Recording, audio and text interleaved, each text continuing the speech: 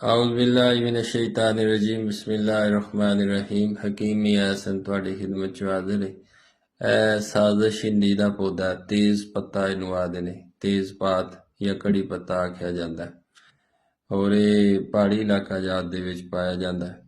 ਉਹ ਖੁਸ਼ਬੂਦਾਰ ਹੁੰਦਾ ਵੇ, ਤੇਜ਼ ਖੁਸ਼ਬੂ ਦਾ ਮਾਲਿਕ ਹੁੰਦਾ ਵੇ ਔਰ ਗਰਮ ਖੁਸ਼ਕ ਮਿਜ਼ਾਜ ਦਾ ਅਮਲ ਹੁੰਦਾ ਵੇ। 1 ਤੋਂ 2 ਗ੍ਰਾਮ ਇਸ ਦੀ ਆਮ ਤੌਰ ਤੇ ਖੁਰਾਕ ਹੁੰਦੀ ਹੈ।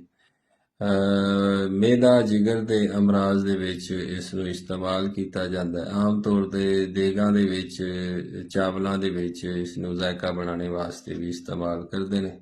ਭੁੱਖ ਨੂੰ ਵਧਾਉਂਦਾ ਹੈ, ਆਂਤਾਂ ਦੇ ਵਿੱਚ ਰੀਹ ਦਾ ਰੁਕ ਜਾਣੇ ਨੂੰ ਦੂਰ ਕਰਦਾ ਹੈ, ਪਿਸ਼ਾਬ ਨੂੰ ਖੁੱਲ੍ਹ ਕੇ ਲਿਆਉਂਦਾ ਹੈ।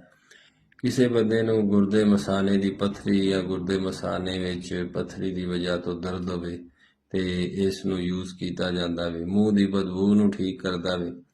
जिगर का दर्द इस्तिस्का यरकान वास्ते बहुत मुफीद है और गैंठिए के मरीज़ों को इसके पत्तियां का लेप किया जाता है। इस तो अलावा इसकी छाल का जुशांदा पेट दर्द वास्ते बहुत मुफीद होता है।